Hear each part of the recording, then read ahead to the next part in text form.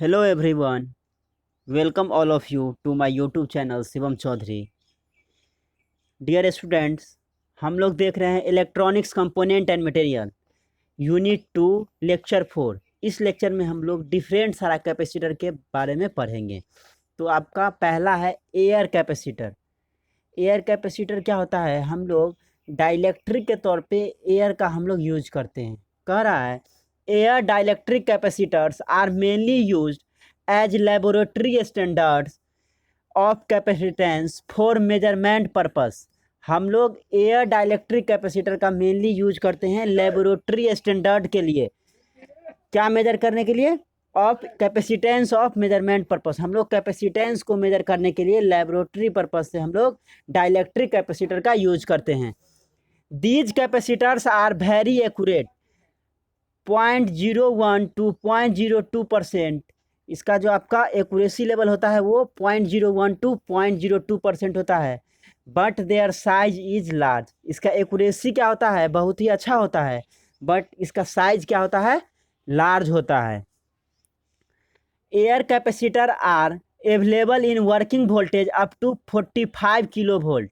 आपका जो air capacitor है वो अवेलेबल होता है वर्किंग वोल्टेज कितना तक? 45 किलो वोल्ट तक। And range of capacitance available is 0.025 pico farad to 6 pico farad. और इसका कैपेसिटेंस रेंज कहाँ से कहाँ तक होता है? 0.025 पिको फैराड से 6 पिको फैराड तक। तो ये है आपका air capacitor. Air capacitor. Next हम लोग देखेंगे ग्लास कैपेसिटर।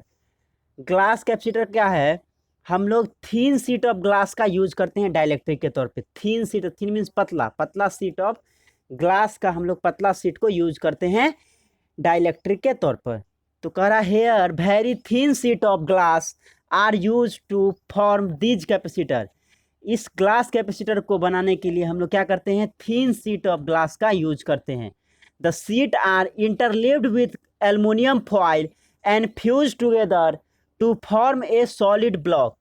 ये जो आपका शीट है ग्लास का, जो आपका थीन शीट है, उसको हम लोग क्या करते हैं? एल्युमिनियम फॉइल के साथ, फॉइल मीन्स पतला सा परत, फॉइल के साथ हम लोग क्या करते हैं? एल्युमिनियम फॉइल के साथ उसको इंटरलीव्ड करते हैं और फ्यूज करते हैं साथ में दोनों को, जिससे मेरा क्या होगा? सॉलिड ब्लॉक मेरा बनता है, फॉर्म, सॉलिड ब्लॉक फॉर्म होता है।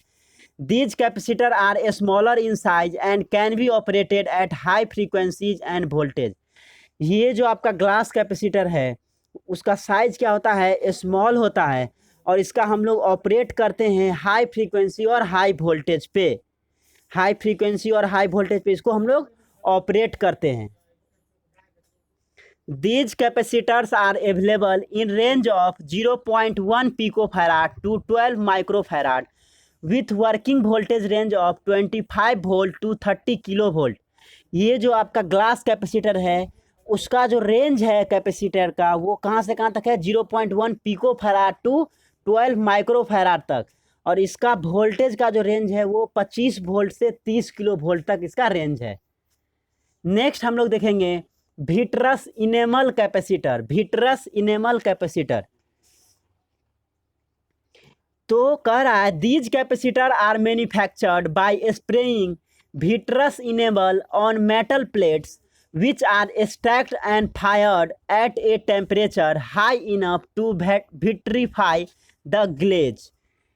इस कैपेसिटर को हम लोग मैन्युफैक्चर्ड करते हैं, बनाते हैं। कैसे?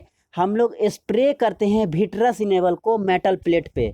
मेटल प्लेट पे हम लोग विट्रस इनेबल को स्प्रे करते हैं और उसके बाद करते हैं which are stacked. Stacked means एक के ऊपर एक, एक के ऊपर एक हम लोग स्टैक करते हैं और उसको फायर्ड करते हैं हाई टेम्परेचर पे, जिससे क्या होता है? To vitrify the glaze. उससे क्या होता है? हाई टेम्परेचर पे आपको उसको फायर्ड करने से उसमें क्या होता है? चमक आता है, आपका चमक आता है। विट्रस क्या होता है? कांच का, आपका कांच टाइप का होता है, और ग्लेज यहाँ क्या है? चमकना। तो विट्रीफाई क्या करता है? वो आपको हाई टेम्परेचर पे उसको हम लोग फायर्ड करते हैं, जिससे क्या होता है? आपका उसमें चमक आता है।